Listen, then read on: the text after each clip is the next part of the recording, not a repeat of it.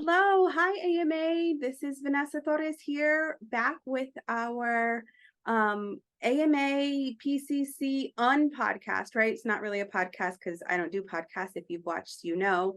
I don't know what I'm doing actually. So for the 5 to 7 viewers out there, thanks for tuning in again. We have a special guest with us today.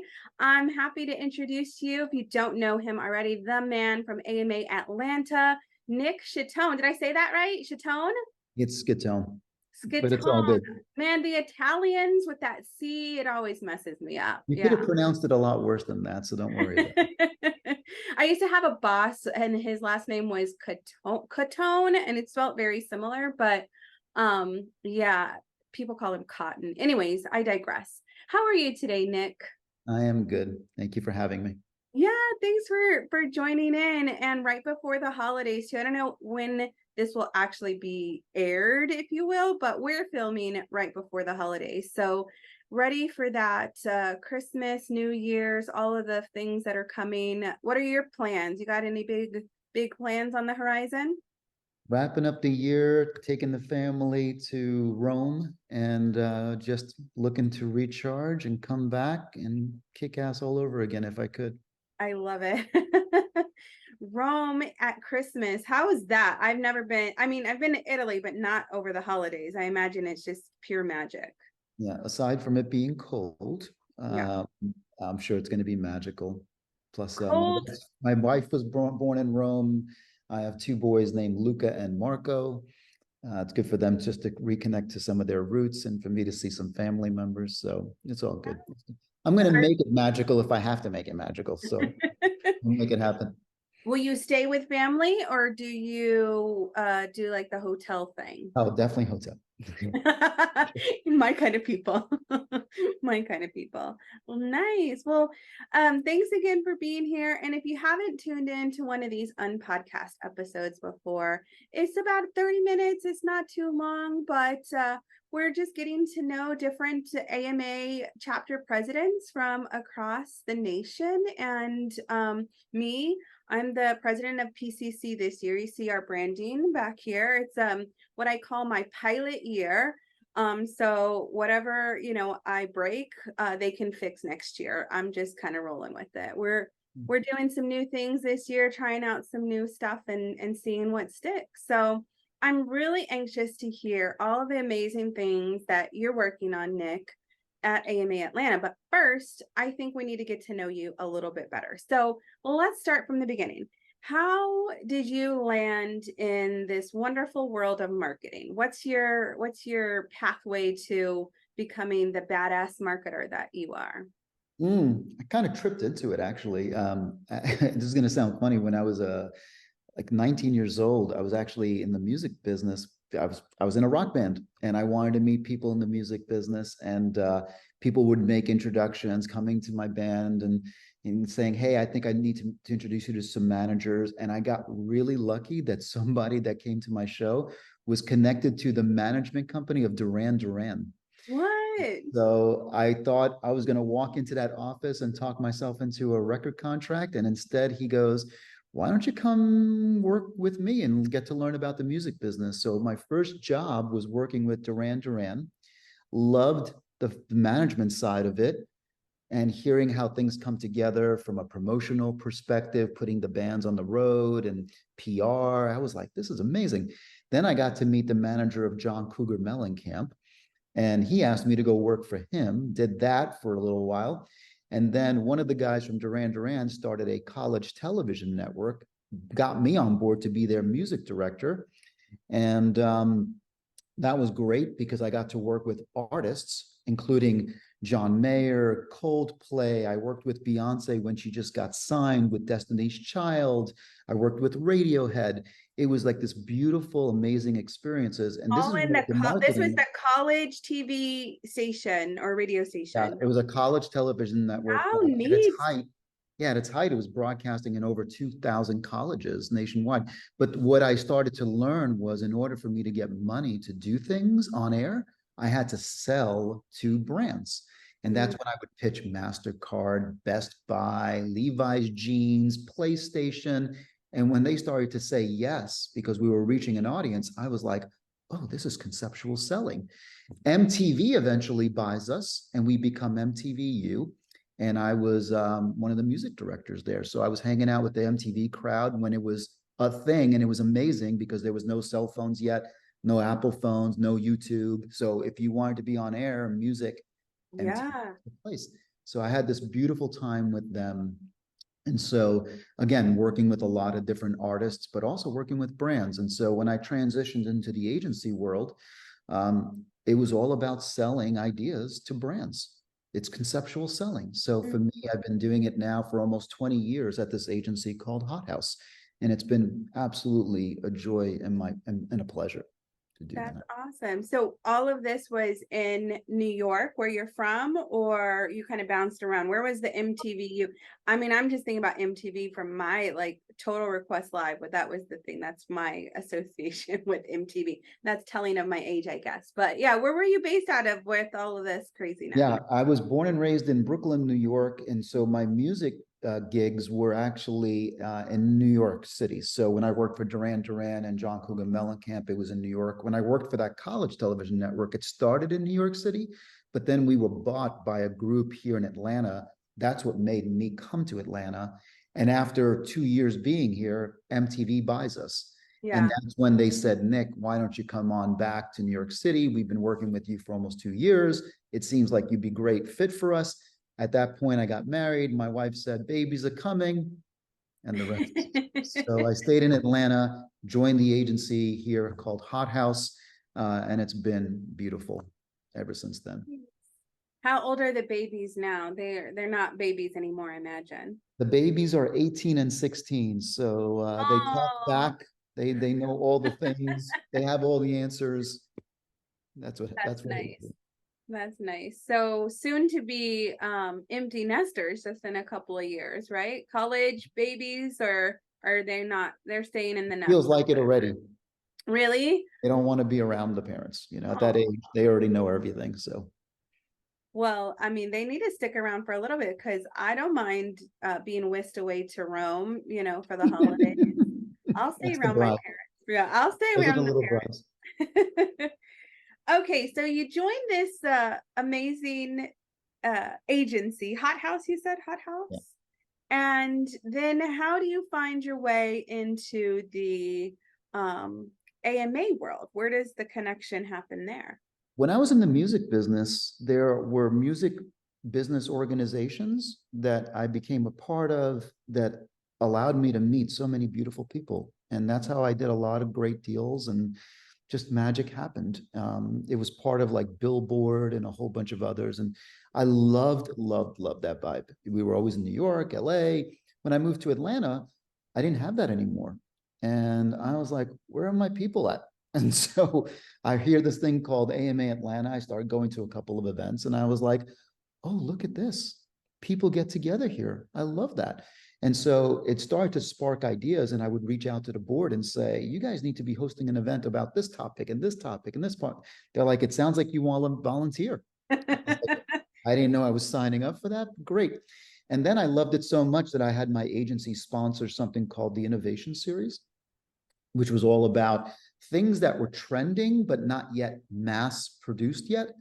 And I was like, let my agency be the one to help bring some new ideas to the table and bring some of these powerful speakers that are talking about these things that no one's ever done before it takes root. And we covered an array of things, as you can imagine. And so that's how I was able to really get super involved with AMA Atlanta. And I just loved the vibe Nice. that eventually when they asked me to join the board, I was like, hell yes. And then I got elected to be president-elect. I was like, let's go. And since being president, I just want to make it bigger, better, badder, fun. Just because I think the marketing world are full of creative people. Yeah. It's almost like the arts. Like, where do you want it to go? What's the dream? And if you can rhyme and reason against it, people start to believe in it more. It's like, how do we build a chapter that can celebrate that? And so that's what I've been trying to do since then. I don't know if it's working, but people are coming, memberships growing, sponsors are coming, and From the outside all I can looking say is in, thank you to all the people that are involved, especially that are on the board, because they help me make that magic happen. Absolutely. Shout out to your board. I mean, from the outside looking in, Nick, I follow you on LinkedIn. I think we met briefly, but we met at the last leadership summit, and I can tell that it's working. The vibe, you can feel it. I think we were talking on the president's call the other day. You were talking about like you want to create this vibe of FOMO. You want people to feel like they are missing out. And I can tell you, I have the FOMO all the way from San Antonio looking at what you guys are up to in Atlanta. So that's really powerful and exciting. And I didn't know this, but I think you mentioned the other day, is Atlanta now the largest chapter in terms of members? Third largest chapter. So Third largest Chicago, chapter. Okay. yeah, Chicago's number one. Oh, I think Houston's number two, and we went from number 7 to number 5. Then eventually we just hit the number 3 mark. So yeah, that's yeah, awesome. I'm I loving it. didn't I'm know. just happy. I'm just humbled. Humbled that when Yeah. people come, I'm humbled that people join the board, just stepping up, doing what they're doing. And so So it's been I have so so far, many so far, so far. questions. I have so many questions. First, like, how long have you been on the board? Well, I guess you were a sponsor first, and that's kind of how you got involved. Yes. And when you give an idea or an opinion, they did the absolute right thing and said, it looks like you want to volunteer. So kudos to whoever that was and brought you in, Yeah. reeled you in, if you will. But yeah, so how long were you kind of in that space as a sponsor, and then you ultimately became a board member? It feels like it's been a decade of going to the events, Yeah. joining to become a member, stepping up and asking, hey, these are ideas, would you guys consider them? And then eventually being part of the innovation committee and then being on the board. So I think that whole roadmap until now, probably a decade in the making. That's amazing. Yeah, I feel like personally, it's been probably about 15 years that I've been involved with the AMA. And my why was really just because I'd never lived in I'm from San Antonio, but I've never lived in San Antonio as an adult. And so I say, I needed to reintegrate myself and meet people in the community and in marketing and what I wanted to do. So that's amazing. And how do you feel like halfway through your presidency things are going? Better than I expected. Um, Okay. when I got, I guess, a hold of the reins in June, I was doing my best to kind of do the rally calls, and I try to do it around purpose, right? Like, why is it that you're doing this in the first place? We all got day jobs, we all got families or other Yeah. commitments. Why do this in the first place? And so, by landing on an area of purpose, we put out a mission statement out there that we're a community where we're driving creative innovation and things like that. And so people seem to gravitate to that. We also put together a give back charter that said, look, if we're going to do this, yes, it's about networking. Yes, it's about learning. But when we make money, we're a nonprofit, y'all. What if we give it away towards college scholarships and mentorships? We were already doing those things, but let's say it intentionally so Yeah. that the more money we make, the more scholarships we give out, the more mentorship support we can give. And I hope that resonated with everybody because when we were doing our programs and everybody was being mindful of costs and getting great talent, getting great locations, Mhm. it seemed like everybody was clicking and working. And so halfway through this, I've been humbled where we've been putting on these beautiful events, selling them out. We've been celebrating the locations as much as the talent and the topic. Last week, we did our holiday event at iHeartRadio Media Studios. We had Nice. over 200 people there. And so, again, the vibe has been just really positive. And I keep telling the members and everyone, every time we make money, we're going to give it away. So, like, when you support us, you're actually doing something good. Yeah. So far, halfway through it, so far, so good. I hope my team feels that way.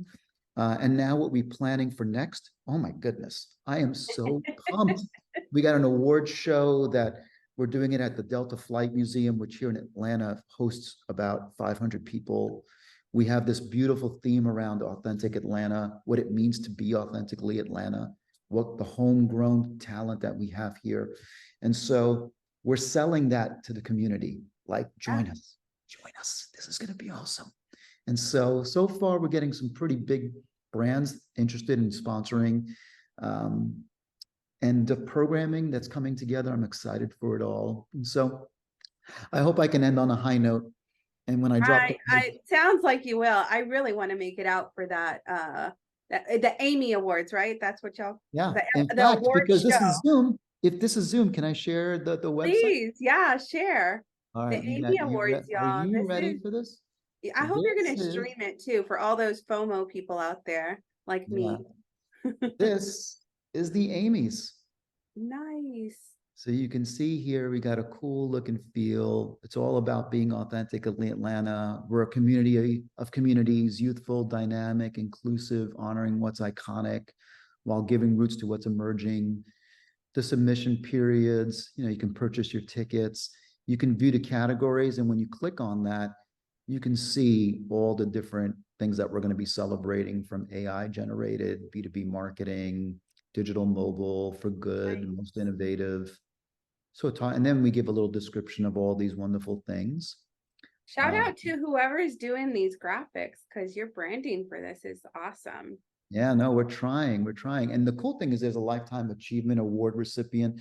This person right here, who we're celebrating, he's the CEO of the Hawks, but he has a lifetime, a career of just marketing excellence. He was a Coca-Cola guy, a Turner guy, obviously at the Hawks, building beautiful, magical experiences there. And so, having someone of his caliber just being celebrated allows us to attract even more brands and more people to join us. And so For sure. this is what the Amy's is all about. And so the place where we're hosting it is massive, it's big. And so like we have here, Steve, past winners and things like that, photographs from previous events and things like that. So our award shows have been really, truly stellar. Like this is last year's photos. Let me see if I can get a nice picture of like the size of the group, but we had over 300 people there, very professional, all about networking. I think that's me right here with some of the people. These are all like pretty big executives. That's amazing. So yeah, this one Sounds had like over a 300 good people. party. Sounds like a real fun party, man.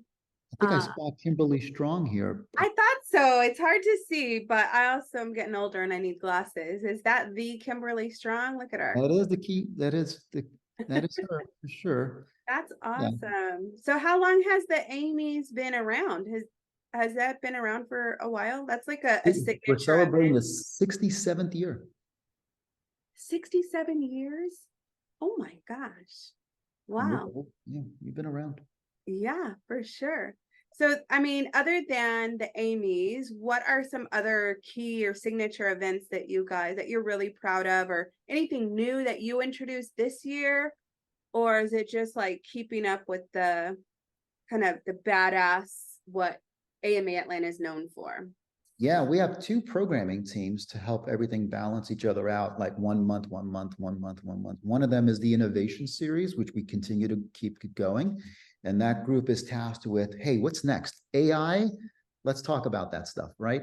And Yeah. so they are doing that every other month. And then we have another programming team that's doing some really cool general programming on some really cool topics like branded entertainment, the power of purpose, and stuff like that. And then we have a collegiate group that does one big event in the fall, one big event in the spring. We have sister chapters that include University of Georgia, Kennesaw State, Georgia Tech, Georgia State University. And so we kind of celebrate with those folks. And then we have a mentorship group where we host something in the fall and also something in the spring. And so that group is pretty robust. They get together. We as board members attend and encourage executive leaders to help mentor the next generation. And so just lots of things happening every single month to make it proactive and active. And so we're posting all the time, and it's just so nice. So many people are coming out and supporting it. I just feel like people want community, Yes. right? Like, Yes, I don't want a especially coming job. out of COVID, right? You want that personal connection back. Yeah, I don't want a job. I want a community. And so like an opportunity. And so when you meet people, I think magic happens, that people are like, hey, I do this, you do that. What if, and things happen. So the more opportunities we can create like that, whether it's with students and executives, whether it's with the programming events, the holiday events, the award show. We're trying to make any excuse to get people together, Vanessa. That's what we're doing. Well, that must keep you really busy then, if you're attending all of these events. But it sounds like you have a pretty large board too. I mean, considering you're the third largest chapter, I imagine you have a pretty decent sized board and like roster of volunteers. How do you keep up with it all? How do you engage with everybody? Is it just a monthly meeting, or is it just like nonstop all day long on Slack? How are you dealing with it all, Nick?